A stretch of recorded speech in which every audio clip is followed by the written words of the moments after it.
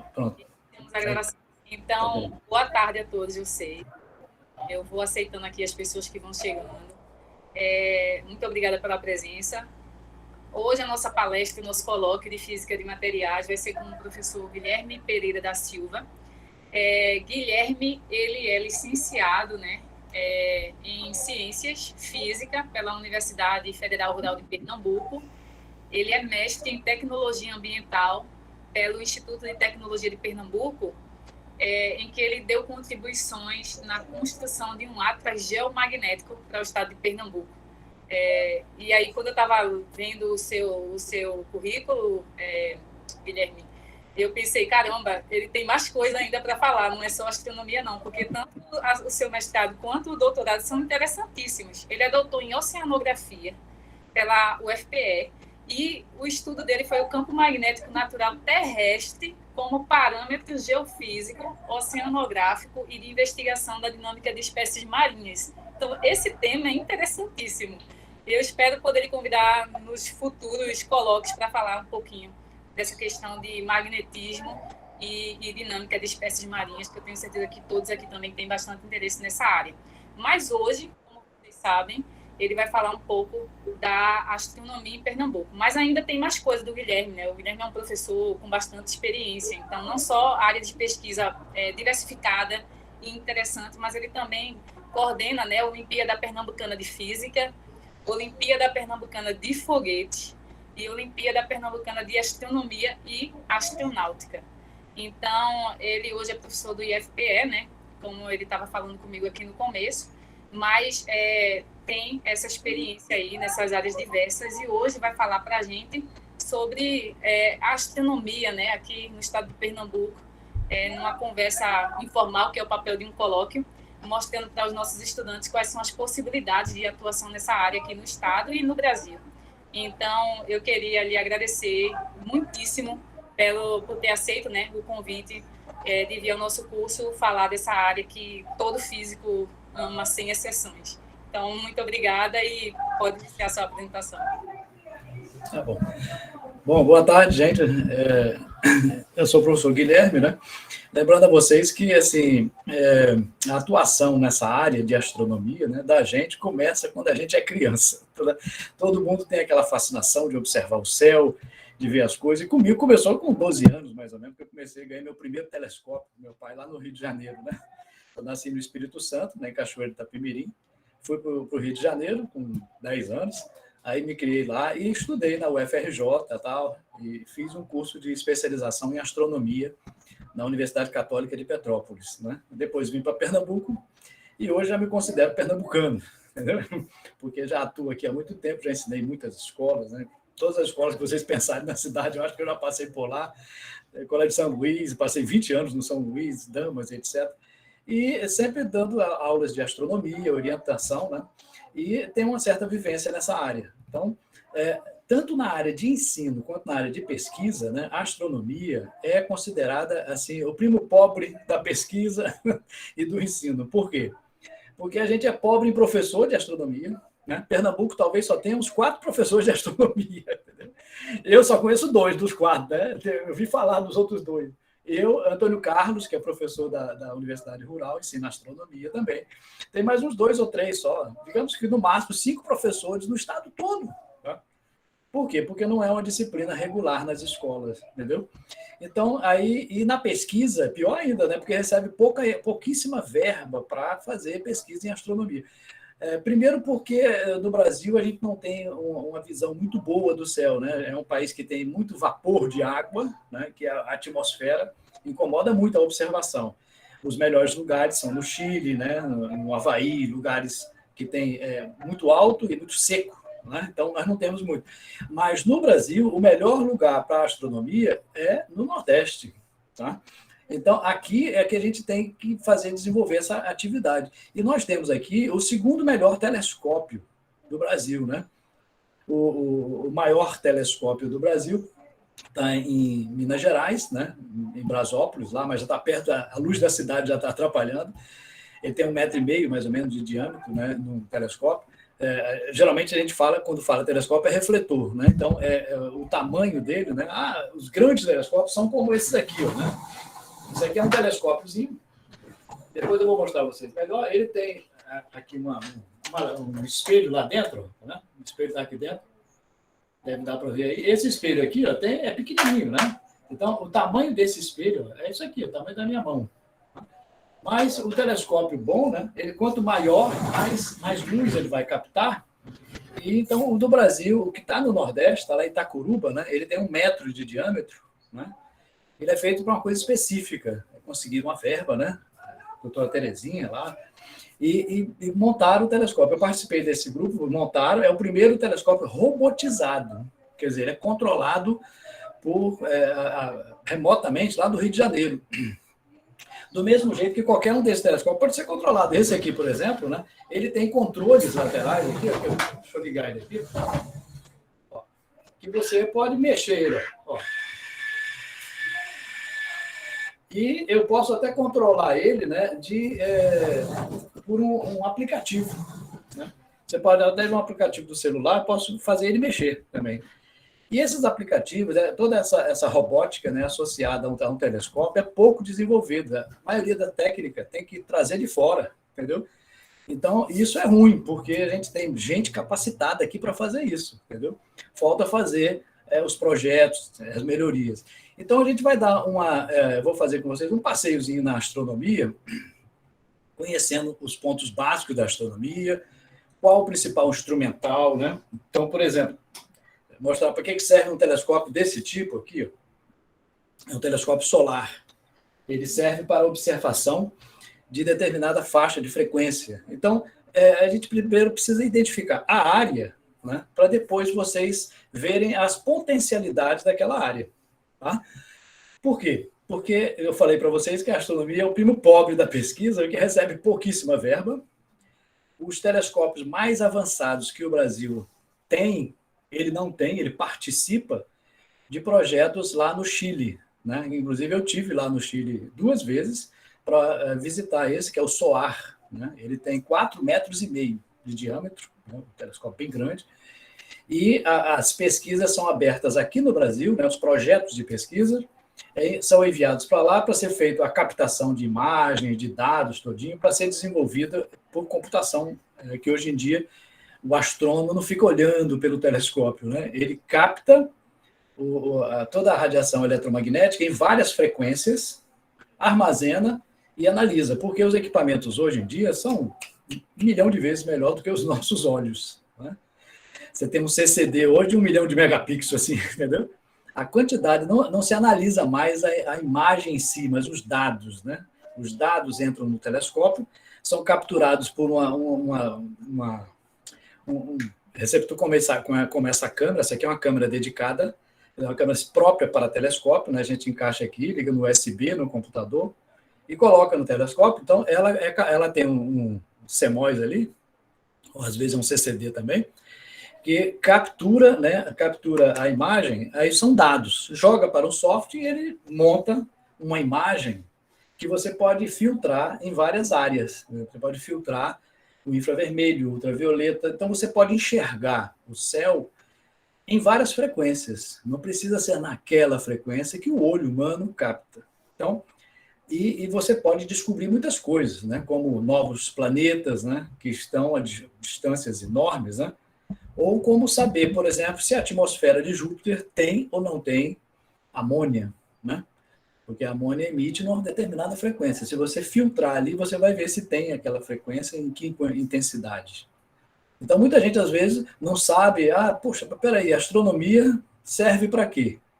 Então, vamos lembrar que a astronomia é a primeira ciência, né, criada pelo homem, né? Antes de você descobrir a física, a biologia, etc., a primeira coisa que o homem fez foi olhar para o céu. Tá?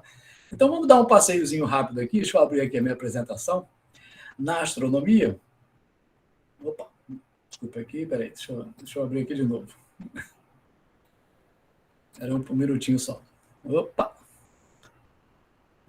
Acabei fechando a abertura aqui. Só um minutinho para eu fechar de novo aqui.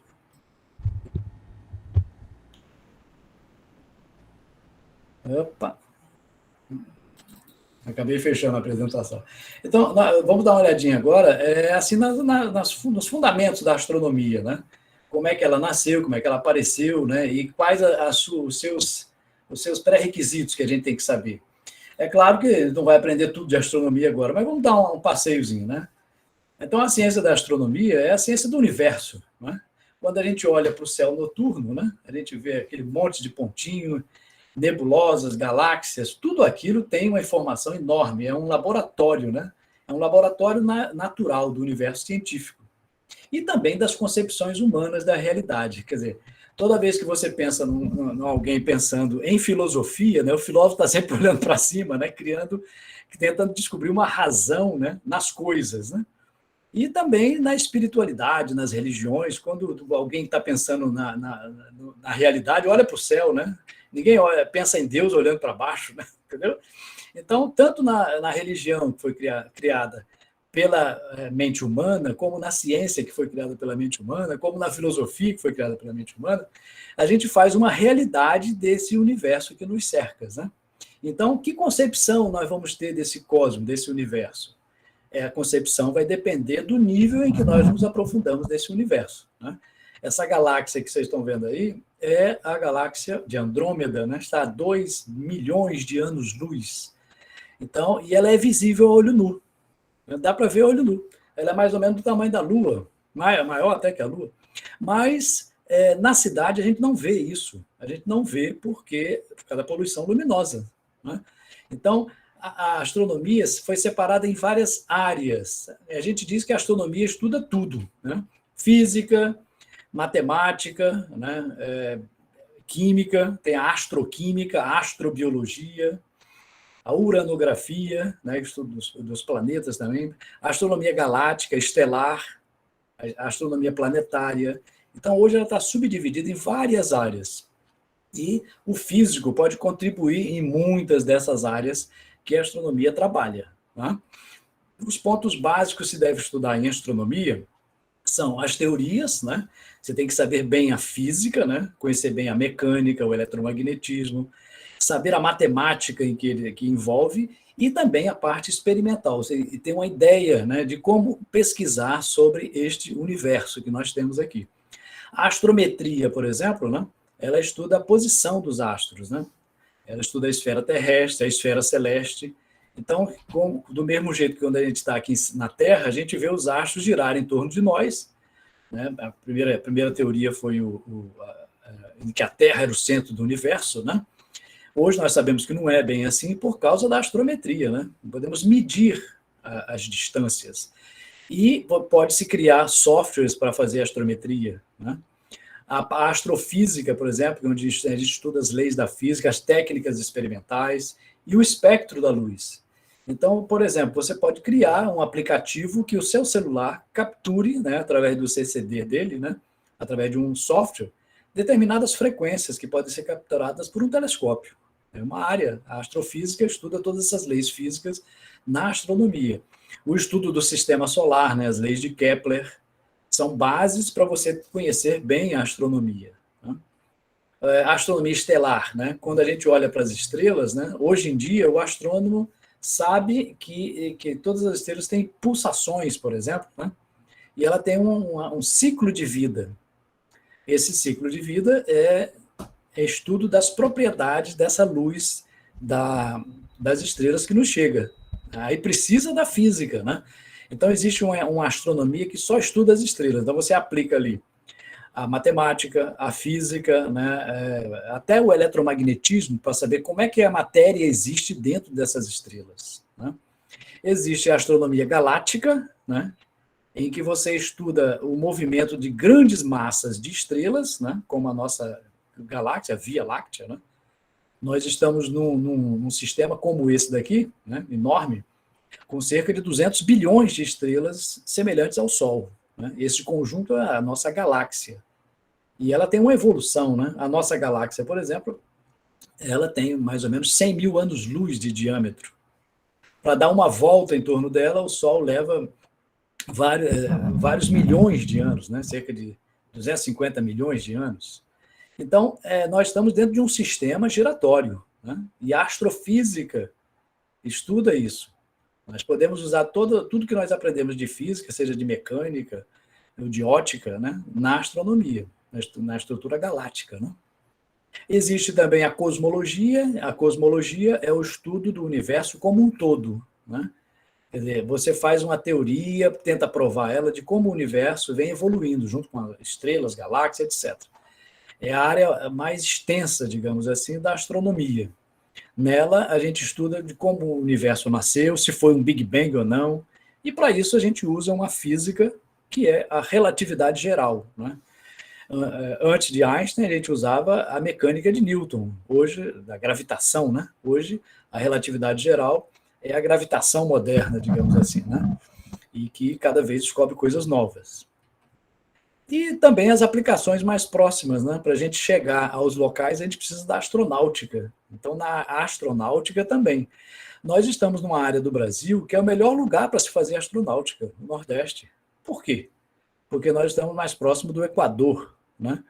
Para fazer lançamentos de satélites e aproveitar esse potencial, né? Nós temos, para você lançar um foguete, por exemplo, aqui do Nordeste, você gasta 30% a menos de combustível do que se você lançasse lá do Rio de Janeiro, do Sul, né?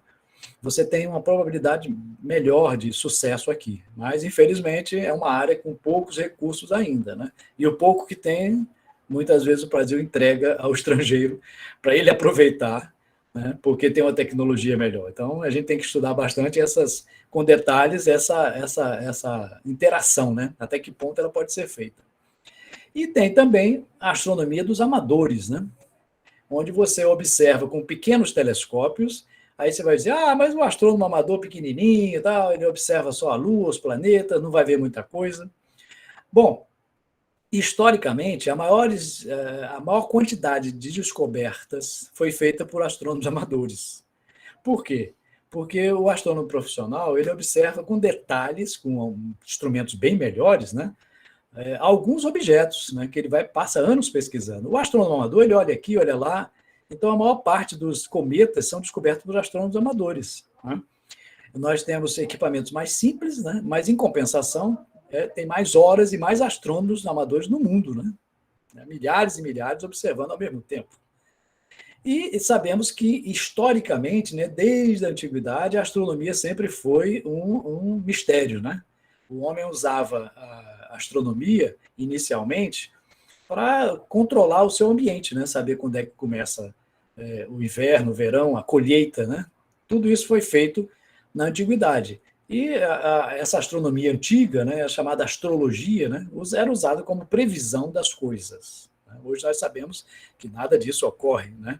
Não tem nenhuma comprovação astrológica que foi cientificamente comprovada, né? A astronomia é ciência e a astrologia não é ciência, né? Hoje nós sabemos que o universo é muito maior do que os antigos achavam. Sabemos que teve um Big Bang, né, há mais de 13 bilhões de anos atrás, e que não só o Big Bang fez o universo, como também ele passou por estágios em que a matéria era diferente, né? As leis da física podem ter sido diferentes também no início do universo. Talvez nós descobramos novas leis da física agora, né, porque estudando as possibilidades do Big Bang, nós podemos reproduzir um Big Bang em menor escala e descobrir um novo tipo de energia, né, que substitua as energias que nós utilizamos, que estão degradando o ambiente, né? Então, estudar astrometria, o movimento, isso é uma parte em que o físico pode atuar, tá? Então, vamos mostrar algumas outras áreas aqui, como, por exemplo, o movimento dos astros, né? A criação de uma esfera celeste, foi um dos maiores conhecimentos que nós tivemos, é uma esfera hipotética, né? Você imagina que os astros estão girando, na realidade é a Terra que está girando, né? Mas a gente pode determinar a posição com uma precisão fantástica. E hoje vários softwares são usados para isso, né? Para criar uma simulação do movimento das estrelas ao redor da gente, né?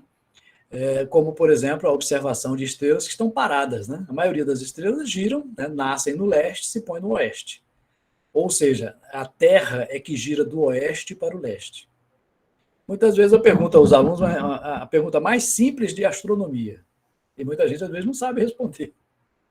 Se você chegar na praia de Boa Viagem, né, na areia, e perguntar a uma pessoa, vamos supor que seja um físico, viu? A Terra gira em torno de si. Aí você diz, para onde? Qual é a direção que a Terra está girando? É na direção do mar? Na direção da praia, da areia? É na direção norte, sul? Para onde?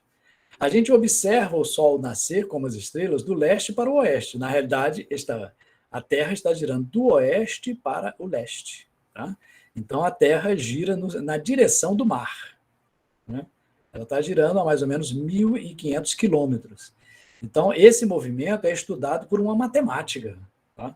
A matemática esférica, né? A trigonometria esférica. Então, quando você olha para o movimento dos astros, é tudo ângulo. Né? Você faz um triângulo só de ângulos. Cada lado é um ângulo, o outro lado é um ângulo. Não tem lado em distância, mas só em ângulos. E existem fórmulas da trigonometria esférica, que é essa trigonometria que estuda o movimento desses astros ao redor de nós. Tá? Isso já é conhecido desde o século XVIII, né? Toda essa matemática. Depois, no XIX, aperfeiçoaram. Tá? Então, o movimento dos astros, isso aí, todas essas formas podem ser botadas no computador hoje em dia e você fazer uma simulação, né, desse movimento. Essa simulação pode ser feita, basicamente, né, a gente pode simular um céu usando softwares. Né, e esses softwares vocês podem criar, né, um software específico para aquilo. Alguns softwares já são disponibilizados na internet, como, por exemplo, esse daqui, ó, o Stellarium, né? O Stellarium é um software gratuito, você pode baixar no seu computador. No celular é pago, né? Mas no computador ele é gratuito. Ele simula como o céu está naquele exato momento. Então, por exemplo, aqui, ó, agora eu já coloquei para Recife. Você pode escolher o lugar, tem opções aqui, né? Então, o sol está se pondo, olha aqui, ó, lá no oeste. Então, a gente vê aqui no oeste, o sol se pondo e Vênus está aqui em cima. A vantagem da simulação é que você pode até tirar o chão, né? Eu vou tirar o chão aqui. Ó, tirei a atmosfera, vou tirar o chão aqui. Ó, tirei o chão, o sol está lá embaixo. O sol está abaixo do horizonte nesse exato momento. E outra vantagem, aqui é o planeta Vênus, eu posso tirar a atmosfera, né? Coisa que na prática ele não pode fazer, mas no software ele pode fazer. Se eu tirar a atmosfera, não tem essa coloração laranjada do pôr do sol, ou azul durante o dia. Ó, tirando, aparece todo o céu com as estrelas. Né? O planeta Vênus está aqui, eu posso até dar uma olhadinha aqui no planeta Vênus. Né? Ó, posso aproximar, cadê? O planeta Vênus está aqui. Ó, Vênus. Ó. E pode ver que ele está andando, né? Porque a Terra está girando. Então, esse aqui é o planeta Vênus. E isso aqui eu posso simular. Vamos olhar aqui, ó, o sudoeste, aqui é o sul. Essa mancha aqui é a Via Láctea. Né? Aqui é o Cruzeiro do Sul. Se eu quiser ver a constelação, aí você monta aqui, ó, tá vendo? Ó, Cruzeiro do Sul aqui, a estrela Crux, a Crux, Mimosa, né? Que é intrometida também. Aqui é Rigel Centauro, né? A estrela mais próxima da gente depois do Sol, é claro. Então, se você quiser fazer uma viagem, vai ter que ir para Centauros, né? E também a gente pode ver também o nome das constelações e pode até colocar as figuras mitológicas antigas, né? Que representam a constelação, como o Cruzeiro do Sul, né, que é aqui, ó, é o Cruzeiro do Sul. Ele fica perto do Centauro. Né? O Centauro é esse aqui, ó, né, que tem metade homem, metade cavalo. Né? E as outras constelações que foram criadas pelos antigos, né, que, obviamente, não existe isso no céu, né, mas é apenas uma forma de se decorar como é que o céu está naquele momento, né? Quais as constelações? Porque se você olhar direto, você vai ver um monte de pontinhos, né? Esses pontinhos são as estrelas. Agora, tem algumas estrelas que são errantes, são os planetas. Por exemplo, Saturno está aqui agora. Eu posso até aproximar. O planeta Saturno, né? Deixa eu parar aqui o movimento. Vou me aproximar de Saturno. Então, o Saturno tem um movimento diferente. Esse movimento diferente eles chamaram de estrela errante, que é um planeta, né? Ó, Saturno está aqui, vou aproximar mais ainda. Então, esse software aqui, ele foi feito baseado no movimento com aquelas equações na trigonometria esférica, para você determinar com precisão. Só que quando você olha pelo telescópio, eu vou botar agora o natural, viu? Ó, ele está andando rapidamente. Então, quando você coloca um planeta No telescópio, estou observando o planeta. Está aqui, mas ele está andando. Oi, mas peraí, como é que para esse telescópio? Como é que para esse planeta? Você não para no telescópio. Tem muita gente que se decepciona quando olha o telescópio, porque o planeta passa rápido, né? Mas por que esse planeta está saindo? Na realidade, não é o planeta que está saindo, né? Nós é que estamos girando, né, em torno do eixo. A Terra está girando em torno do eixo. Então, quando a gente observa o céu, né, a gente tem que lembrar que tudo está em movimento lá, porque a Terra está girando. Então, você tem que ter um motor para acompanhar um telescópio. Então, por exemplo, um telescópio como esse daqui, né, se eu quiser fazer ele se movimentar, né, ele tem que fazer um acompanhamento, né, ele tem que girar acompanhando o movimento da Terra. E que velocidade ele tem que ter? A velocidade tem que ser bem devagarinho, né? Não pode ser rápido, como eu fiz aqui. Eu faço assim porque eu posso ir para qualquer lugar com ele aqui. Né? Mas ele tem que ter um movimento de maneira que ele dá um giro em torno de si, 360 graus, em 24 horas. Então, é bem devagar. Então, não pode ser rápido no telescópio. Né? Agora, imagine você fazer isso num telescópio gigante, né, de várias toneladas. Tem que ser super preciso. Então, para movimentar o telescópio, né, tem toda uma engenharia, tem toda uma física, né, envolvida ali. Você tem que ter motores, de tal maneira, tem que abafar. Muitas vezes o telescópio fica em cima de um eixo onde coloca esse óleo, né, para fazer com que você observe melhor. Então, o estudo da astronomia, ela requer um estudo da física. Então, a física é a disciplina mais importante para a astronomia. Por quê? Porque ali você tem as leis que regem o movimento desses astros, né? E você tem o estudo da luz. Então, por exemplo, você tem aqui Rigel e Betelgeuse, né? As Três Marias aqui nessa foto. E se você botar isso aqui num espectroscópio, ou seja, num prisma que forma o espectro da luz, como esse aqui, vão aparecer linhas. Essas linhas é que indicam a presença dos elementos químicos lá, tá? Então, quem faz esse estudo eletromagnético é a física, tá? O estudo do espectro. Aqui, por exemplo, tem o espectro solar. Qual é a cor do Sol? O Sol é branco. Ele tem todas as cores. Mas se você filtrar cada uma das cores, elas têm linhas, né, de absorção. Essas linhas de absorção indicam a presença de cada elemento químico, né? Aqui no meio é o visível, para cima tem o infravermelho e o ultravioleta. Depois desse violeta tem outra faixa aqui, que só pode ser observada com instrumentos. O olho humano só enxerga esse meio aí, né, que são as 7 cores do arco-íris, né? E no Sol acontece toda uma física que tem lá no Sol, né? Tem todo um desenvolvimento, a energia nuclear, você tem que estudar as manchas solares, né? Toda semana eu tiro uma foto, depois eu vou mostrar a vocês aí no final, uma foto que eu tirei com esse telescópio aqui mesmo, né? Dá para ver as manchas solares, são essas erupções aqui, né? São mais escuras do que o fundo do Sol, e elas correspondem a grandes atividades, né, que influenciam na vida da Terra, que tem um ciclo de 11 anos. As chuvas de meteoros são outra área também, né? Você pode acompanhar chuvas de pequenos materiais que caem na Terra, pedras, né? E acontecem regularmente. As maiores são em agosto, agora. Ó. As Perseidas, né? Chega até 75 meteoros por hora, né? Então, é a chuva mais intensa, regular, que existe, essa de agosto agora. São os Perseídeos, né?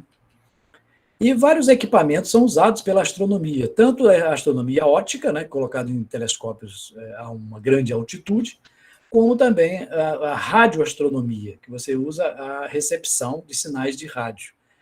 E tudo é onda eletromagnética.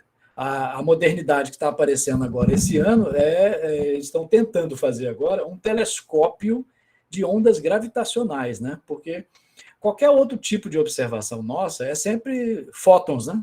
Velocidade, que caminha com a velocidade da luz. É só eletromagnético. Nós não temos um detector gravitacional, digamos assim, um telescópio de gravitação, ainda não existe. Mas estão tentando fazer, né? Já foi detectadas as ondas gravitacionais e o próximo passo vai ser criar um telescópio para observar essas ondas gravitacionais. Mas outros instrumentos, como o binóculo, né, são extremamente úteis, né? Então, por exemplo, aqui, né, nós temos aqui um binóculo. Então, toda vez que você usar um binóculo, lembre-se que o primeiro instrumento que você vai ter na vida para observar o céu, né, são os olhos. Não esquece o binóculo, são os olhos. Os seus olhos, eles correspondem a um telescópio, né, que aumenta cerca de 6 vezes, com uma visão boa, né? Tem gente que pode ser 5, 4 vezes de aumento. Então, quando você olha, você não vê uma coisa, por exemplo, tá aqui, ó, tem esse instrumento de música aqui atrás, eu estou vendo desse tamanho, né? Mas, na realidade, o olho humano pode aumentar 6 vezes isso. É por isso que quando você olha para a lua cheia nascendo, a lua está nascendo lá, oh, que lua bonita, oh, tá, vou tirar uma foto. Aí você pega o seu celular, poxa, a lua está tão bonita que merece uma foto. Aí você vai, pá, tira uma foto. Quando você vai olhar no celular, a lua parece pequenininha lá, bem longe.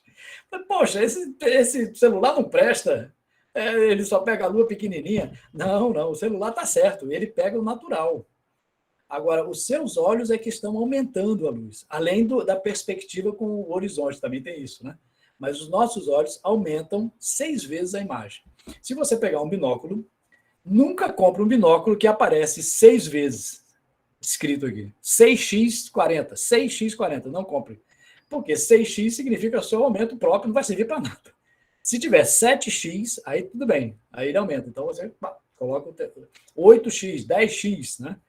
Então todo binóculo tem, assim, por exemplo, 5x, 7x50.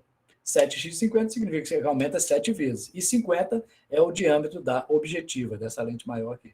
Então você pode usar um binóculo para observar e pode também usar um refrator, né? Um telescópio refrator. Né? Por que é refrator? Porque usa refração. Aqui na frente tem lentes, né, que refratam a luz, né, ela concentra a luz aqui nesse ponto. Nesse ponto tem o quê? Nada. Então você vai colocar aqui uma outra lente. Foi o que Galileu fez, né? Essa outra lente, pode ser essa daqui, é a ocular. Então, ao observar aqui, você tem a objetiva e tem a ocular. Né? Quando olha para a Lua, você vai ver a Lua, daqui a pouco ela está sumindo, você tem que acompanhar ela, né? Então, balança, não dá para, tem que botar num tripé e com um motorzinho para acompanhar ela, para ver melhor. Tá?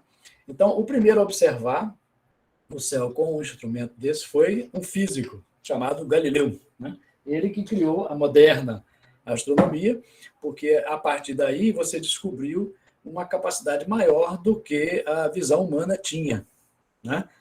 Então, nesse aspecto, nós temos uma série de instrumentos. Nós temos câmeras que têm uma capacidade maior do que o próprio olho humano, que mede em outras frequências.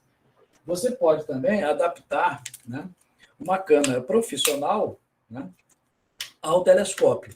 Basta você pode até tirar fotografias, né, usando lentes, né, que fazem com que você possa ter uma imagem melhor do céu, né?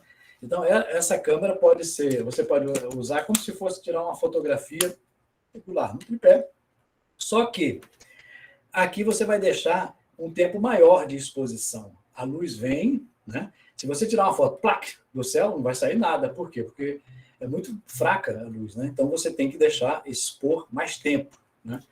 Em geral, com uma câmera desse tipo, né, assim, já profissional, você tem que deixar 15 segundos para observar num lugar escuro. Se você chegar na sua janela e tiver muita iluminação, quando você tirar, vai ficar claro. O céu da nossa cidade não é um céu negro, né? Então, existe um nível de intensidade, de negritude do céu. Né? Existe uma escala. Né? Aí, assim, na cidade é lá em cima, né? 9, 10, quer dizer, é bem clara. Então, a cidade é clara, é bom para quem vai andar na cidade, mas para o céu é muito ruim. Por quê? Porque quando você bota um instrumento, a câmera, e vai pegar aquela imagem, né? Você pega a luz do poste, a luz dos edifícios próximos, tudo junto. Aí fica claro. Você você não consegue observar galáxias, né? Não consegue nebulosas, né? Com precisão. Por quê? Porque a poluição luminosa atrapalha muito. Então, tem muitos instrumentos que você usa para melhorar isso. Tá? Depois eu vou mostrar até alguns deles.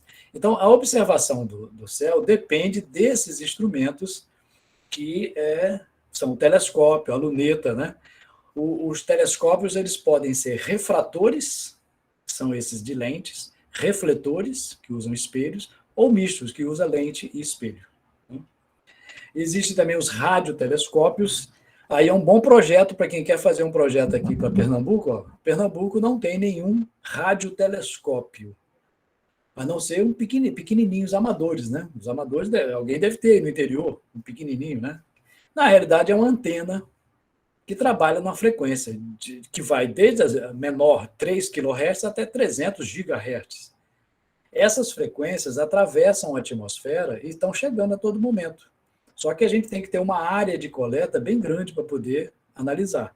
Mas existem pequenos, né? Você pode fazer um radiotelescópio simples para observar o Sol. Aí você vai dizer, mas tem muita gente fazendo isso com coisa melhor. Só que ele está do outro lado da Terra, né? Lá não tem Sol naquele momento. Então, se em outra área da Terra acontece um fenômeno solar e tem alguém observando agora, né, com um radiotelescópio, vai captar e dar um tema de pesquisa muito interessante.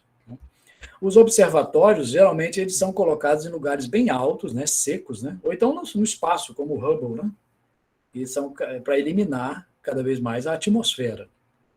Vários dispositivos atuais são utilizados para observação, como o CCD, CMOS, né, que são, assim, a grosso modo, a gente pode dizer, são semicondutores que captam a energia eletromagnética e transformam em pequenas correntes, né, que são digitalizadas. Né?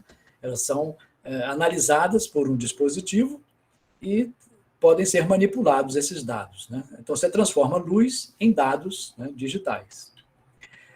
Existem vários aplicativos, né? Uma outra área que vocês podem desenvolver, né? Quem está procurando uma ideia para fazer o seu trabalho aí de física dos materiais, uma das coisas é criar um software, né, para astronomia. Tá? Tem vários aí, né, alguns livres, outros pagos, né, mas tem muita área da astronomia que não tem aplicativo ainda. Né? Vocês podem desenvolver. O Estelário é um deles, é o mais conhecido, né, o Carta Celeste, tem outros que mostram o céu e outros que analisam esses dados. Né? Também, por exemplo, pode fotografar chuvas de meteoros. Né? E uma área também de pesquisa interessante na astronomia é você fotografar o céu em várias frequências. Né? Então, você pode fotografar, por exemplo, essa foto aqui à esquerda, né? Tem a nebulosa do Caranguejo, que foi uma estrela que explodiu, né? Lá no ano 1000, mais ou menos. Você pode observar ela em vários comprimentos. Em rádio, formar essa imagem. Infravermelho, essa. No visível, é assim. Ultravioleta, raio-x, raio-gama. Então, você pode fazer uma pesquisa sobre a composição, né? A relação de várias frequências. O Sol, por exemplo, esses dados aqui já existem. Tem observatórios que fotografam o céu em várias frequências. Qual é a relação de uma frequência com a outra? É um trabalho de pesquisa também. Pode ser feito, né? E o estudo dos exoplanetas também é importante. Se você quiser descobrir hoje um exoplaneta, é possível, entendeu? No seu computador você pode descobrir um planeta. Por quê? Porque há algum tempo atrás, né, eles criaram métodos para descobrir um planeta. Tem métodos astrométricos, bem antigos, né, que detectam a oscilação das estrelas. Tem o método da velocidade radial, que estuda o espectro, o efeito Doppler. Né? Você tem uma estrela e tem um planeta girando em torno. Então, o planeta ele faz um efeito Doppler, para lá e para cá. A variação de frequência com o movimento dessa fonte faz com que ocorra o efeito Doppler. E o terceiro método é o método do trânsito. Quando um planeta passa na frente de uma estrela, muda a sua luminosidade. Esse método foi utilizado, há um tempo atrás, aí, por esse telescópio aí, ó, o Observatório Kepler. Foi uma sonda que ficou de 2009 até 2013, fotografando o céu todo, tudo. Ela criou um banco de dados enorme. Esse banco de dados está lá, disponível, e quem for lá e descobrir, analisar aqueles dados, pode descobrir um planeta. No Brasil, vários pesquisadores já descobriram exoplanetas analisando esses dados, né? Porque não existe um programa de computador que pega esses dados e calcule de vez. Não. Você tem várias técnicas para descobrir. É como se você tivesse um emaranhado de informação ali, né? e cada pessoa vai pesquisando um lado, né? Como se você tivesse um campo, né, onde tem alguma coisa enterrada. Aí você cava aqui, outro cava lá, outro cava aqui, até descobrir, alguém vai descobrir. Esse observatório ele já não está mais atuando, ele foi até 2013. Mas as informações deles são enormes, né? Ainda tem muitos dados para ser analisados. Até estudante de ensino médio já descobriu o planeta, né? Analisando esses dados. E isso a gente analisa a frequência que chega na Terra, né? Aqui na Terra, né? Nós analisamos o óptico, onda de rádio. Mas o Kepler estava fora da Terra, então ele pegou muita informação, muito mais do que aqui na Terra. Nós temos algumas janelas de informação aqui, outras são barradas. Por exemplo, o raio-x e o raio gama eles são barrados pela atmosfera. A luz visível passa e as ondas de rádio. Então, tem a janela de rádio, a janela de visível, e outras radiações, né, elas são analisadas separadamente. Tem que ter um software próprio para analisar essa radiação que chega na Terra. Então, se você quiser fazer um sistema, por exemplo, de rádio, é uma boa dica para vocês aí. É só estudar um pouquinho de eletrônica, né? E usar uma antena tipo essa da Sky, né? Uma simples dessa, você pode fazer já um radiotelescópio. Basta criar, né, um receptor e um software para analisar. Já existem receptores, né? Agora, o desenvolvimento do software tem que ser específico para cada frequência. Existe uma rede mundial, né, de interferometria, que são radiotelescópios espalhados no mundo inteiro e todo mundo analisando, né? Então, descobre-se muita coisa. Nos últimos 10 anos já se descobriu mais coisas do que nos últimos 100, né? Por causa dessa colaboração de dados, né? E aí, o que nós vamos estudar é isso. Você vai escolher, ao estudar astronomia, você vai escolher uma faixa do espectro que você analisa. O espectro visível é aquele das 7 cores do arco-íris, lá em cima, né? De 400 até 750 terahertz. Mas isso aqui é uma faixa fininha do espectro eletromagnético, né? Você pode estudar muito ou não, né? Então, você vai estudar uma parte dessa e criar uma coisa para analisar aquela frequência, né? Muitos acessórios ópticos, né? Tem uma série de acessórios ópticos que são usados na astronomia. Por exemplo, né? A gente tem aqui uma lente Barlow, né?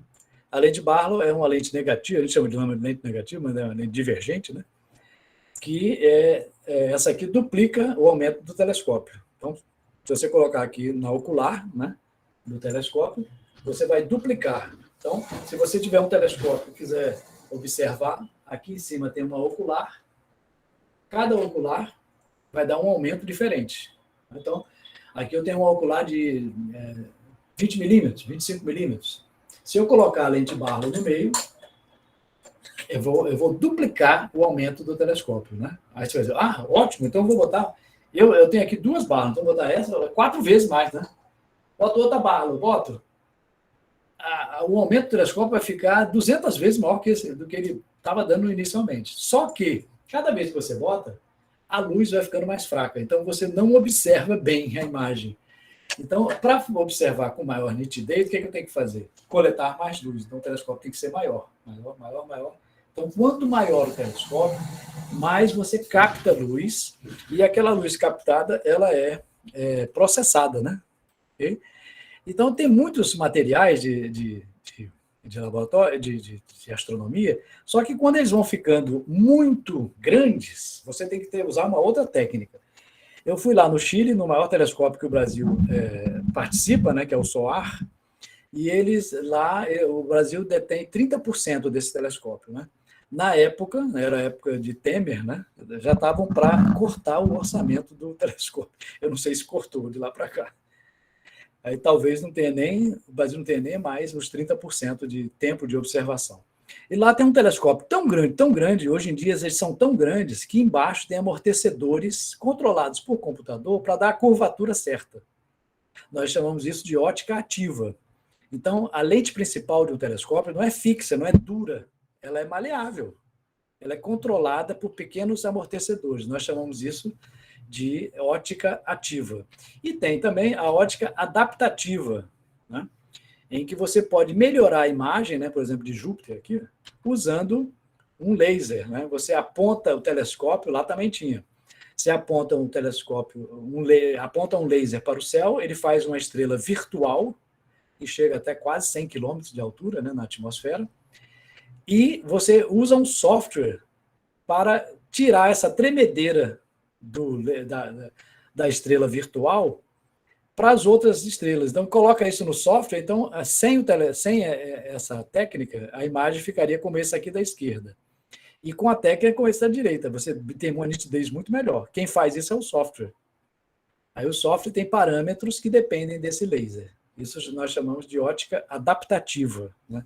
Você adapta àquela condição da atmosfera, né? Eu fui observar esse telescópio e dentro ele tem ar-condicionado a 5 graus, bem frio dentro, durante o dia, para que à noite não haja alteração nesse laser. E grandes telescópios, né, como esse aqui, ó, quando eu passei lá, eles estavam construindo um desses, eu não sei se é esse de 30 metros, estava nas obras lá, né? E esse aqui está para ser lançado esse ano, 2021, lá no Chile, né? Um de 39 metros. Né? Do maior do Brasil tem 1,5 metro. E nós fomos lá porque essas fotos aqui são dos meus estudantes, que eu acompanhei lá no Chile, né?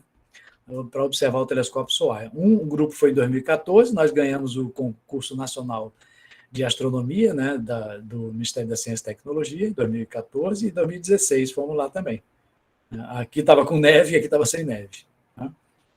E outro telescópio importante é esse aqui de baixo, é o telescópio lá de Itacuruba, né, no interior de Pernambuco. Esse aqui é a cúpula dele. Né? Tem 1,5 metro e é específico para observar objetos próximos da Terra. Né? Então, o estudo da astronáutica é uma outra área também que vocês podem desenvolver softwares ou então metodologias, né, para estudar foguetes. Né? Então, a astronomia também tem essa área da astronáutica, né? O estudo da órbita de satélites também, que é importantíssimo. E toda a conquista espacial que a gente teve, né, na Lua, etc., foi importante, né, porque toda a tecnologia da física foi aplicada e toda a tecnologia da matemática, da astronomia também, não podia errar, né? Entendeu? Então, tudo isso é importante. E a gente procura participar, fazer essa divulgação em estudantil também, né? Isso aqui é a nossa participação na IOAA, que é a Olimpíada Internacional de Astronomia e Astrofísica. Todo ano, 5 estudantes de cada país se encontram para uma disputa, né? A Olimpíada Mundial de Astronomia e Física.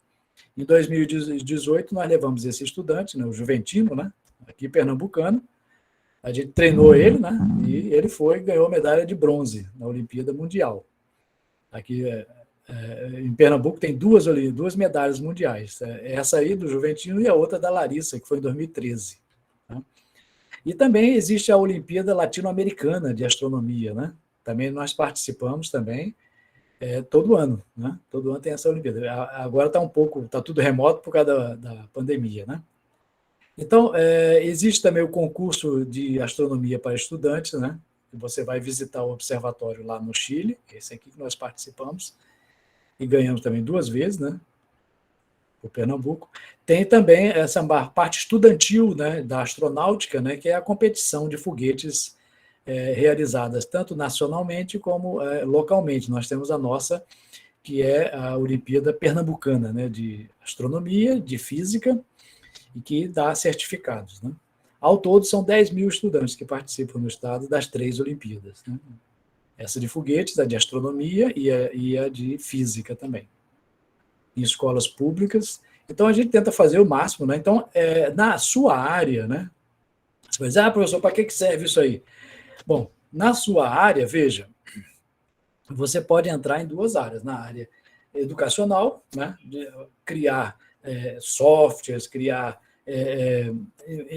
atividades educacionais, né, interativas, por exemplo, né, fazer um telescópio solar, né, como esse aqui, né, que é um telescópio que só tem importado, ninguém fabrica no Brasil. Né? É um telescópio que pega o hidrogênio alfa. Então, você aponta para o Sol, ele pega um tipo de radiação que o Sol emite que os olhos não enxergam, né? Perto do vermelho ali. mas que ele capta as explosões solares. Então, esse telescópio faz fotografias, ele pode fazer fotografias incríveis, né, do Sol e como ele se comporta, né, em uma outra frequência. Então, muita gente, às vezes, não tem esse instrumento, né, uma área, né. Então, essa área educacional é importante porque a gente envolve os futuros pesquisadores, né, cabeças que vão criar projetos. Então, cabe a gente, né, levar esses estudantes que criem novidades nisso. Então, por exemplo, esses estudantes que estão aí, né, o Matheus, por exemplo, ele está fazendo mestrado em física. A Larissa está fazendo na USP mestrado também. Juventino está estudando na USP física e astrofísica também. Então, nós criamos esse espaçozinho aqui com telescópio. A gente tem esses 2 telescópios. Se alguém aí do curso fizer algum projeto para adaptar, né, no telescópio, algum receptor, alguma câmera especial, a gente está aberto, disponível a vocês, né? Aqui é o nosso núcleo de astronomia. E essa foto embaixo é uma foto do Sol, né, em que você pode ver aqui as manchas solares. A gente tirou com telescópios como esse aqui, né? Basta colocar um filtro adequado, você consegue ver as manchas solares aqui. Ó. E também essa foto da Lua foi tirada também com o telescópio. No nosso núcleo, a gente tem mais de 300 livros de astronomia para estudo. Então, o objetivo é a gente criar aquele estudante, né, que vai estudar uma área que pouca gente está estudando. Tá? Aí a gente tem que lembrar que há necessidade de criar um espaço para isso. Então, nós criamos lá, no IFPE, um espaço próprio para astronomia, em que o estudante tem ali livros, tanto de ensino médio quanto de ensino superior, para desenvolver a astronomia. E lembrando também a frase de Einstein, né? Que estudar tudinho isso, o pensamento lógico pode levar você de A até B, mas a imaginação pode levar a qualquer parte do universo. Quer dizer, quando a gente fala de astronomia, o cara diz o pessoal da astronomia está no mundo da Lua e tal, não sei o quê, mas é o cara que tem uma ideia, uma mente aberta, né, para estudar o universo. Então, tem essa área, essa parte. Nós somos poucos da área de astronomia, né? Nós temos até um curso lá na Rural, o professor Antônio Carlos está fazendo um curso de especialização em astronomia. Tá? E também pode fazer mestrado também nessa área. E a parte de área de astronomia, você pode envolver qualquer outro conhecimento. Por exemplo, eu fiz o mestrado usando física no meio ambiente, né? Geomagnetismo para o meio ambiente. Eu fiz o doutorado usando geomagnetismo, a área de física, na área de oceanografia. Então, você pode usar a sua física na área de astronomia, tá? Para fazer ou um software ou um equipamento que interaja com a astronomia de um jeito importante, entendeu? Então, basicamente isso aí que você tem que ver, que é uma área com pouca gente, mas é uma área aberta e para você entrar livremente. Tá bom? Por isso que a gente tem que valorizar isso aí. Tá certo? Bom, então acho que eu falei muito aqui, entendeu? E depois aí, Giovânia, se quiser, pode falar um pouquinho aí, se alguém tiver alguma pergunta, alguma informação, entendeu? Pode falar à vontade aí, que a gente está aqui para conversar. Obrigada pela apresentação. Essa é a hora que a gente abre para perguntas. Então, pessoal, vocês podem levantar a mão, quem deseja fazer pergunta ao professor Guilherme. Tem uma pergunta aqui do Ipoange, que ele escreveu no chat, que diz assim: quais os cuidados que devem ser tomados ao manusear o telescópio para observar, por exemplo, o Sol, para não ter problemas de visão? Uhum. Para observar o Sol, nunca, a não ser que tenha isso, ó. Isso aqui. Isso aqui é até bastante reflexivo, né? É uma película, né, de alumínio, né, que a gente coloca na frente do telescópio, né? Aqui, ó. Tem muita gente que às vezes usa de maneira errada, né? Então, o telescópio está aqui. Essa película vai ficar na frente antes da luz entrar. A luz entra por aqui e a gente olha aqui, ó, tá? Então, eu vou olhar aqui, mas tem que ter essa proteção. Se não tiver essa proteção, se botar um pedaço de papel aqui, queima. Você olhar ali, queima a sua visão, acabou, você fica cego. Então, para evitar isso, tem que ser com filtros especiais, tá? Então, para isso, você não pode mexer de qualquer maneira, não. Tem que saber certinho. Ou então usar aqueles telescópios, né, apropriados para o Sol, né?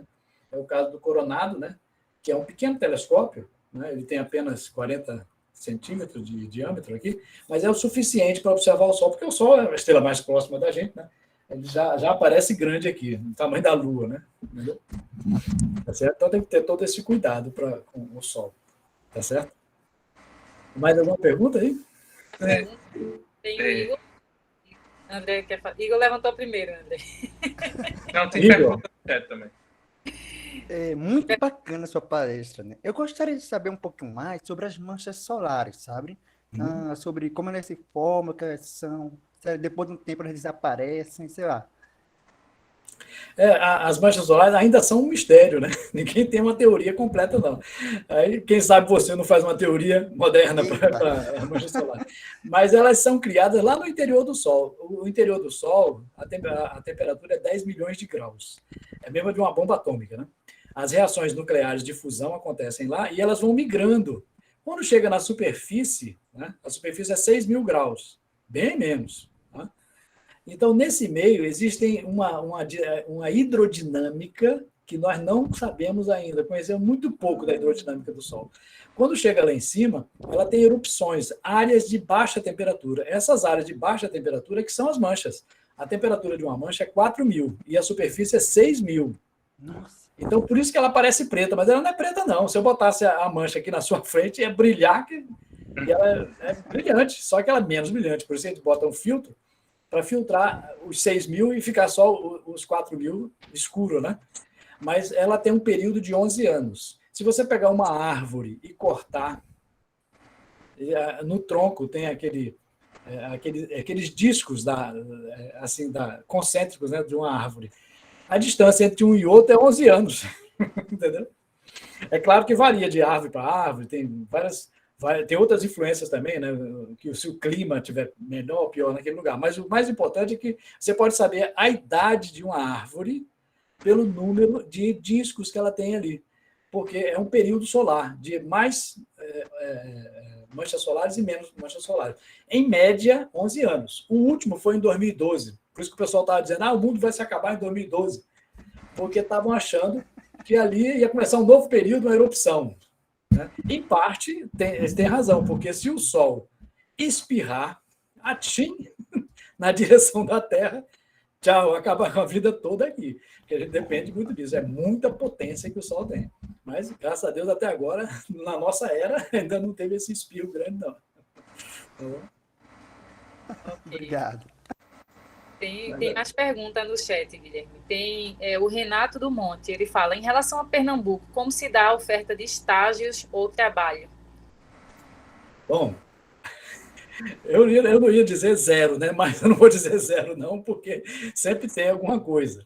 Mas é muito fraco, muito fraco. Se você tirar as partes públicas, né? Universidade Federal de Pernambuco, a Rural, se você tirar a parte pública, você não tem nada praticamente que apoie, né, uma pesquisa científica na área de astronomia.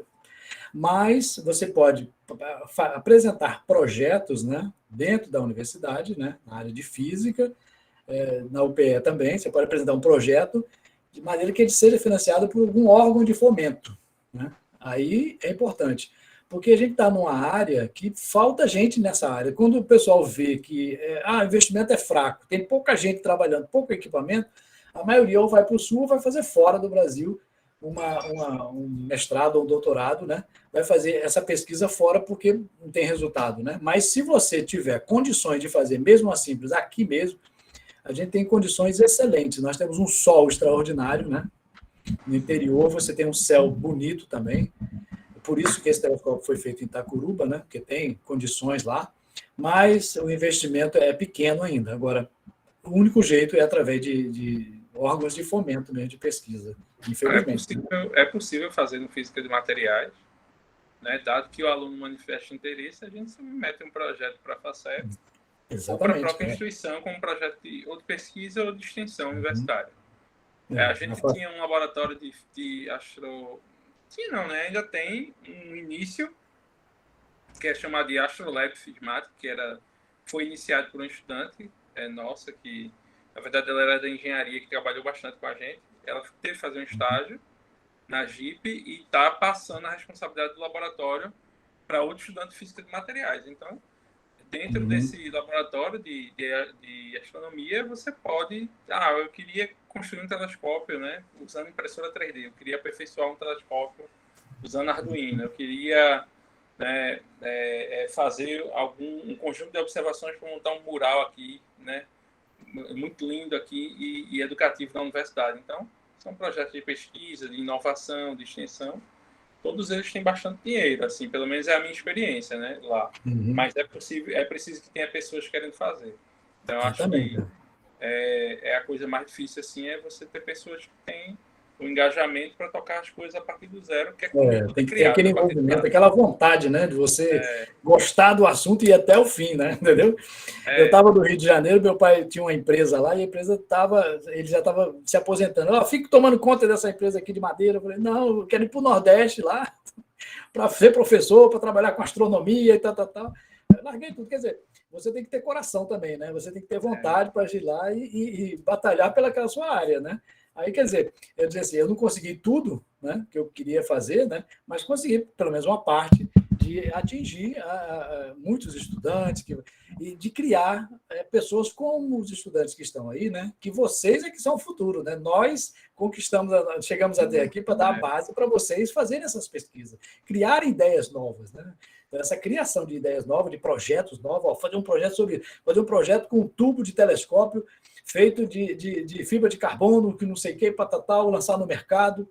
Aí, isso aí pode ter um apoio de uma empresa externa. Pode, uma empresa lá de fora. Gostei do seu projeto, o telescópio é simples, barato e pode ser distribuído em todas as escolas, né? Entendeu? Fazer a preço mais baixo para disseminar a astronomia. Ou então pode ser usado num projeto de pesquisa de alto nível, não sei. Então, essas novas formas de usar, né? Por exemplo, todas essas lentes de telescópio são feitas de vidro, né? Será que não tem outra maneira, não, de fazer isso, de criar outro tipo de material que possa ser feito, né? Uma lente Barlow, né? Era sempre feita, um tubo de metal somente, feito com uma lente de vidro, mas pode ter outra forma de você fazer isso, né? Aí cabe a essas novas gerações de criarem, como também não tinha esse tipo antes, né? Entendeu? É isso aí. Quer continuar as perguntas, João? Sim. Ainda tem uma pergunta que foi o estudante que tinha perguntado da questão do sol, né, dos perigos do sol. Ele pergunta se tem mais algum outro perigo no manuseio, né, no uso de telescópio. Tem, esse eu sei. Você deixa lá aberto, apontado para o sol e vai trabalhar. Aí ele incendeia a sua casa. Isso é uma possibilidade, o seu laboratório.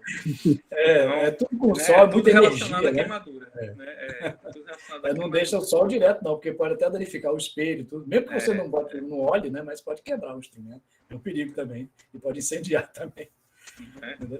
Okay. Esse que me avisou foi Hélio Coelho, quando deu um curso de introdução à astronomia lá acho que era lá na Torre Malakoff, né?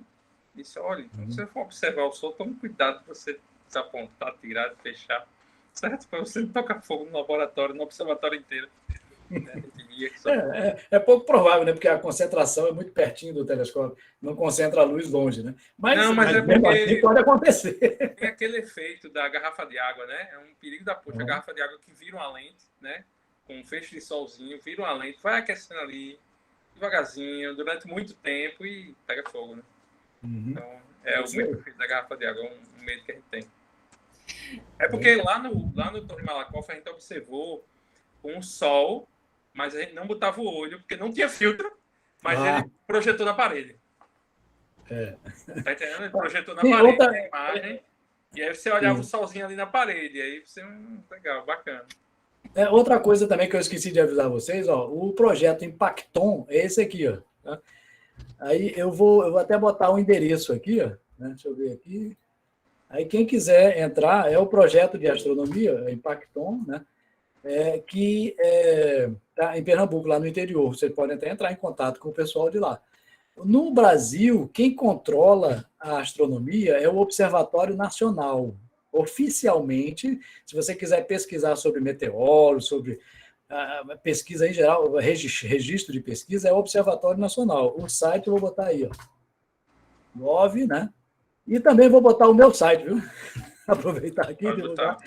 Quem quiser, aqui nós temos mais de 1.000 inscritos aqui no site, né, de astronomia e física. Então, tem muitas mini aulas de astronomia, aí, uma aula sobre telescópio, sobre binóculo, sobre constelações, né, sobre o Sol, estrelas, né, lei de Kepler. Então, a gente tem esse canal aí. Quem quiser pode entrar também. Deixa eu botar aqui. Acho que esse aqui. Eu acho que a Érica quer fazer uma pergunta. Isso. Érica Graciele. Boa noite. Boa noite. Boa noite, professor. Boa noite. Meu nome é Érica. Eu faço o curso de especialização em ensino de astronomia lá na Rural. E a minha pergunta é sobre uma poesia. Eu estou estudando aqui para o meu TCC um material bem antigo do Clube de Astronomia, lá do Colégio São Bento, de Olinda. E tem um material aqui de 1981. Eita! Tem uma poesia aqui que é assim, Paraná o Céu. E está um texto assinado por Guilherme P. Silva. É o senhor? Sou eu, sim. Pois eu lendo esse material, eu queria botar essa poesia no meu TCC e eu não sabia de quem era. Será que é o professor Guilherme lá do IF? Eu cheguei aqui em 1981, né? Aí comecei a dar aula em colégios, né? O primeiro colégio foi o Colégio São Bento. Aí eu fiz lá, convenci o diretor a comprar um telescópio, a gente começou a dar aula no sábado, né? Aí teve no primeiro semestre um cursinho de astronomia, e depois, no outro semestre, eu fiz um curso de cosmologia também. Aí vai que entra um professor, né? Eu sou professor da universidade, né? Aí eu falando assim, pronto, ótimo, porque a gente vai interagir, né? Eu sou professor do ensino médio aqui para vocês, mas é um curso de iniciação. Mas... Aí, como é seu nome? Ele, Antônio Carlos Pavão. É o Pavão lá do Espaço Ciência. Paciência. Ficamos amigos, tal. E outras pessoas que participaram, o professor Rogério Porto também, né? O professor Marcelo Amorim, que está aí também, fez um curso também comigo. Professor também que estava desenvolvendo bastante lá, incentivando os alunos lá do Cabo de Santo Agostinho, né, a fazer astronomia. Então, nessa época, em 81, né, eu já dava aula ali de astronomia, e até hoje estou por aqui trabalhando também. Esse ano Pois fiz 3 anos na atuação aí. Eu posso usar, né, professor, essa sua poesia tão bela? Pode, não tem problema não. Eu nem me lembro o que eu escrevia. Que ótimo. A gente teve mais Tem mais perguntas no chat. O Pietro sugeriu que você fale do curso que você vai dar de astronomia na SNCT, que é a Semana Nacional, né? Ciência e Tecnologia, lembra? Pietro está aí, ele está pedindo para você. A gente vai fazer um mini curso lá no IFPE. É importante que vocês fizerem lá. Tecnologia. Eu não sei, Giovana, se vocês vão fazer a semana de ciência e tecnologia. A gente ficou de conversar com o Pietro, né, sobre isso. A gente pode fazer sim, não há problema algum. Não, eu digo assim, porque no IFPE eu vou dar um mini curso lá para estudantes, né? Aí, se vocês forem fazer na UPE, a gente pode fazer também um mini curso de astronomia, né? Na UPE. Pode ser, a gente pode também mandar, porque a gente... Deixa eu interromper vocês dois aí. Boa noite, pessoal. Eu vou dar aula daqui a 15 minutinhos. Desculpa interrompê-lo. Delegado. Mas é aberto para externo também, viu, Guilherme? Então você pode divulgar e ficar à vontade. A gente vai ter aí esse curso que o professor Guilherme vai dar lá e quem tiver interesse, se tiver vaga, não sei também se o Guilherme vai limitar aí, né, Guilherme? Número de vagas. É aberto aí. Depois a gente divulga, viu, André, para você aí. Eu preciso, porque a gente, para você ter uma ideia, a gente teve uma palestra de uma professora do Departamento de Energia Nuclear e a gente tem até um fluxo importante de alunos para lá por causa de uma palestra. A gente construiu essa parceria, tem estudantes que já naturalmente vão para lá. Então, a gente queria que vocês compartilhassem com a gente essas atividades para que a gente conseguisse estreitar esses laços, entendeu? Porque eu gostaria de conduzir alguma atividade que colaborasse com o trabalho de vocês do IF e também, né, gostaria que os nossos alunos participassem colaborando, né, com essas ações em ciência e tecnologia na nossa região, né? Eu acho que tem muito potencial importante espalhado no estado, em física e em ciências em geral, e a nossa ideia no curso Física de Materiais é tentar unir esse pessoal em torno de um contexto científico, né? Então, que vai, assim, a gente sabe que Lattes é muito importante, mas a educação científica é mais importante, né? Então, a gente tem esse foco, assim. Então, compartilha com a gente, por favor, que a gente divulga em todo lugar. Vou sim, e vou pedir já licença para sair, para me preparar para a aula que eu vou dar aí. Parabéns aí para todo mundo. Ótimo. Valeu. Obrigado, Pedro. A gente tem mais perguntas, Guilherme. Eu sei que a hora está um pouquinho avançada, mas tem algumas perguntas no chat que acabou sendo puladas. Tem a Carla Carine, que perguntou: a Biblioteca do Espaço de Astronomia do IFPE foi criada apenas para os alunos da instituição ou pode receber estudantes de outras escolas? Pode receber de outras escolas, somente agendando, né? Assim, ligando antes, ou então informando naquele horário, vai. Porque a gente não funciona assim direto, né? Segunda a sexta, né? E agora está interrompido por causa da pandemia. Mas quando voltar, né? A gente ficava lá, geralmente era 2 manhãs e 2 tardes, né? Aberto. Aí, muito bacana. Quiser, pode ir lá à vontade. Ó. Quero estudar um livro aqui, senta aí e estuda. A gente tem monitores que ficam tomando conta também, né? A gente só não empresta livro nenhum, fica tudo lá. Entendeu? Mas o aluno pode ir lá, pode fotografar o livro também, se quiser. Mas é aberto. Tem coisas raras, né? Eu tenho um livro lá de astronomia de 1890. Entendeu? Antigo mesmo. E outras coisas assim de várias eras, né? Do início do século, depois da década de 50, 60, para você ver como foi mudando. E algumas coisas matemáticas, né? Por exemplo, bem destrinchadozinho, né? Trigonometria esférica, né? Aí se o cara quiser estudar aquilo. E nós temos as apostilas para o aluno estudar para a preparativa da Olimpíada Mundial, entendeu? Aí tem lá, tudo é impresso, o aluno pode estudar à vontade, entendeu? Estamos à disposição. O IFPE é público, entendeu?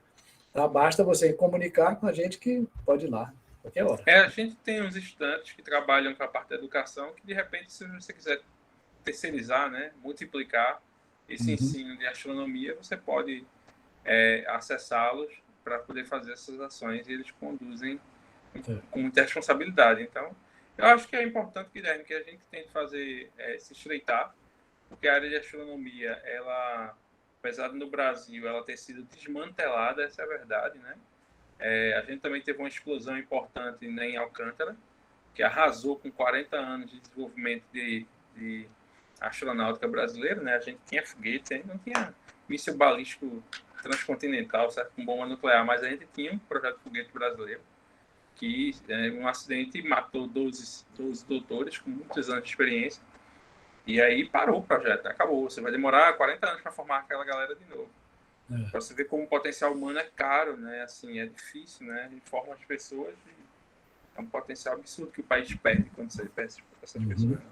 Então, eu acho que vale a pena a gente estreitar, fabricar algumas coisas em 3D de repente, aperfeiçoar com alguma eletrônica e tentar manter esse vínculo para que a área da astronomia em Recife, que foi referência durante muitos anos, eu acho, né, ela possa, né, manter-se com o status que ela realmente merece, né? Lembrando só que, historicamente, né, as primeiras observações do hemisfério sul foram feitas aqui em Recife, na época dos holandeses, né? Não tinha telescópio na época, mas tinha instrumentos de medição. Então, os holandeses trouxeram a equipe que fez observações, né, aqui. Então, a gente tem uma tradição muito antiga, né? E agora, sempre depois fomos colônia, né? Entendeu? Mas no conhecimento, a gente tem que ter uma áreazinha ali que a gente pode furar esse colonialismo que nos impede de fazer muitas coisas, né? Não, claro, a ciência está aí para isso, né? É uma das poucas áreas que a gente pode furar o olho dos outros, né? Mesmo sendo colônia, né? É isso aí. Então, eu acho que é isso. Mais alguma colaboração, pessoal? Tem mais pergunta, né, que ficou. Não sei se a gente tem tempo, né? Eu acho que eu perdi. Tem a Márcia Cristina, que ela perguntou: o senhor pode explicar como é feito o estudo e observação de buracos negros? O estudo do buraco negro é um estudo de relatividade geral, né? Então, você tem que estudar muito relatividade geral, que usa uma matemática bem diferente, né? Eu estudei isso lá na UFF, né, Federal Fluminense, professor Teixeira, e também com o professor Alain Ossich, lá da Escola Naval, né? E não é fácil, é uma das coisas mais difíceis que eu já estudei, entendeu? O estudo da relatividade geral, né? A parte de tensores, que você tem que aprimorar ali, é uma matemática muito complexa, mas que vale a pena. Agora, o estudo é um estudo muito mais assim de previsão, né? Que é a parte de observação, agora é que a gente está conseguindo alguma coisa. Depois de várias décadas da relatividade geral ser estudada, né? Não tinha comprovação, assim, só tinha aquelas comprovações clássicas de que ela é válida, que ela é verdadeira. Mas assim, o avanço, né, foi muito mais rápido na parte matemática do que na parte teórica. Agora quem está comprovando. Agora, ano passado, ou retrasado, obteve a primeira imagem do buraco negro, né, externa, porque não é fácil, né, é uma coisa muito difícil, mas ela tem uma aplicação no futuro, né? Você poderá usar mini buracos negros para gerar energia, né? Então, é um estudo importantíssimo, mas ainda é muito teórico, para botar na prática. Também. Tem mais pergunta ainda. Tem o Cláudio Barroso, que pergunta quais livros didáticos podem indicar para o professor usar no ensino de astronomia na educação básica? Olha, a gente tem pouco, viu? Não tem muito, não. Alguns são bem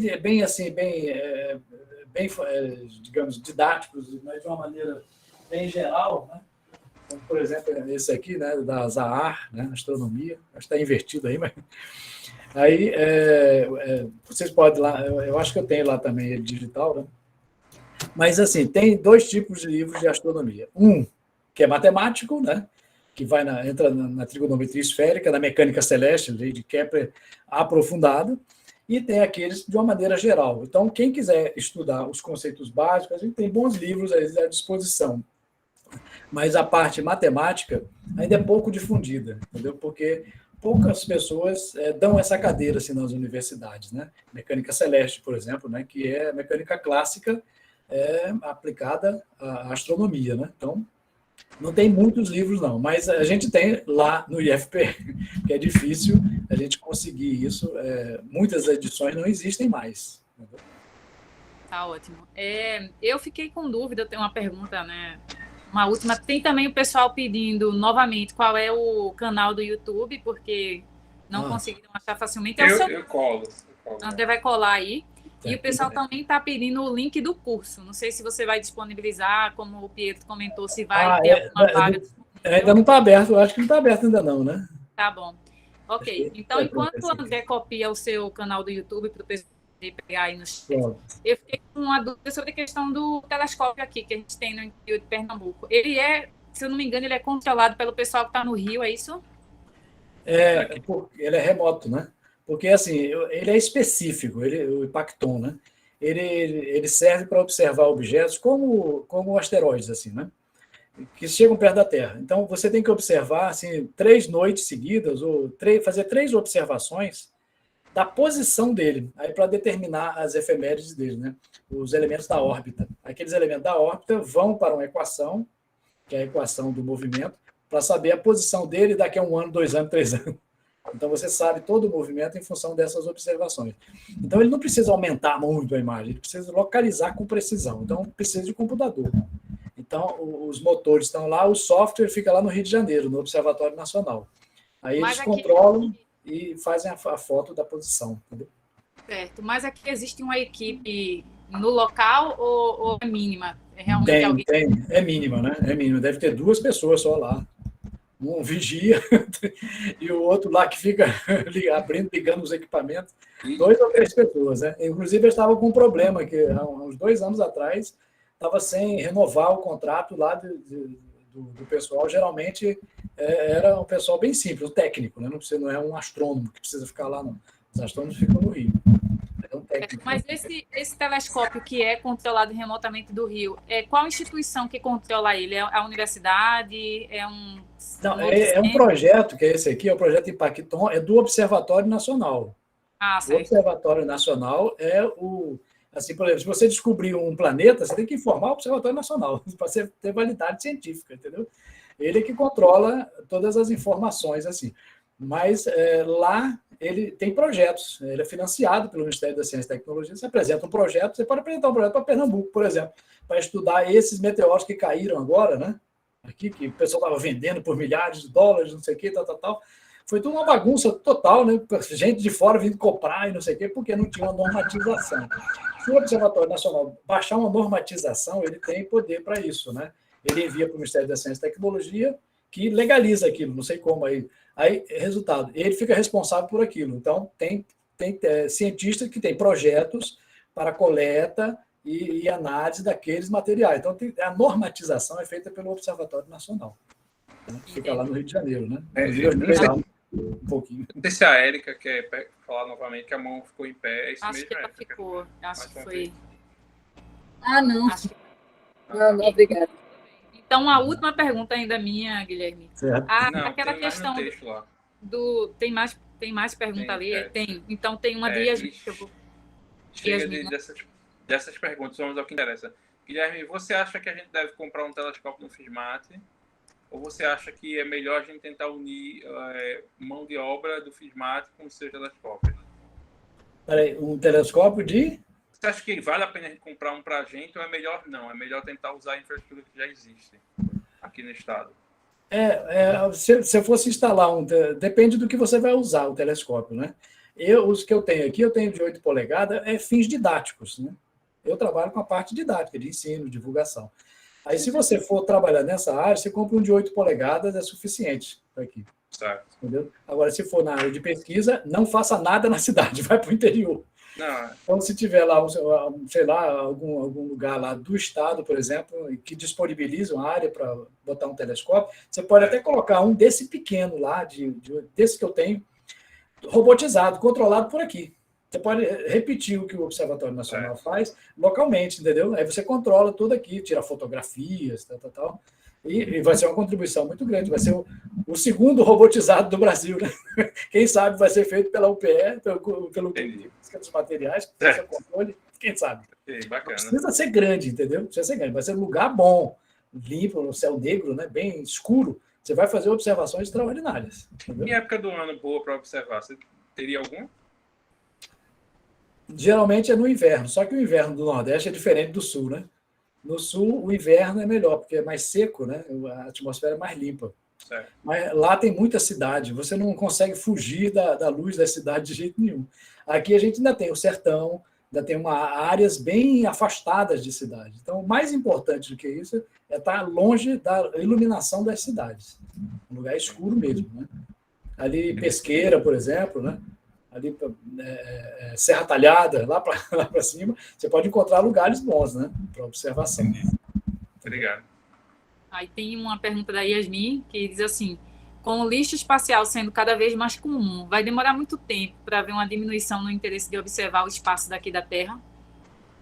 Pois é, cada vez está pior, né? E agora estão botando um monte de satélites, né?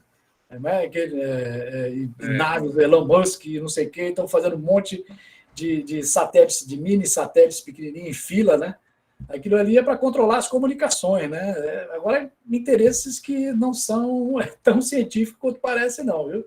São muito mais comerciais. Lá nos Estados Unidos estava esculhambação. Entendeu? Aí estão invadindo áreas assim que controlando lá de cima, para botar a internet do espaço, né? Para não ter interferência daqui. Mas isso aí, para a astronomia, está sendo horrível, porque você está observando, o telescópio lá em Pacton está observando, daqui a pouco passa um satélite e acabou todo o trabalho científico, né? Lá no Chile, o cara está observando uma galáxia longínqua, o tempo de fotografia, às vezes é horas, né? Horas. Mas passou um negócio ali e acabou.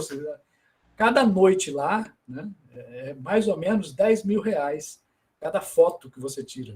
Né? Então, uma noite deve ser R$100.000, mais ou menos, de observação, um telescópio desse. E um satélitezinho para o cara ganhar dinheiro, puf, acabou com o trabalho de pesquisa, e cada trabalho de pesquisa é um doutorado, né? Tá lá, né?